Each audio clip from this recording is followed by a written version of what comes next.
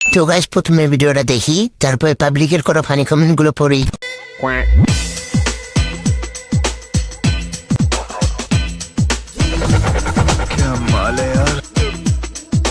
इश्क इश्क करना है कर ले, ये क्या है में जी ले, इश्क है सबसे प्यारा, इश्क इश्क करना है कर ले। वाह दीदी नहीं नहीं दीदी वाह दीदी व्हाट इज चलिए शुरू करते हैं। মাসি তো পুরা কচি হয়ে গেছে। सही पकड़े हैं। এরকম একটা মডার্ন শাশুড়ি আমার কপালে পড়লে নিজের জীবনকে গুছিয়ে নিতাম।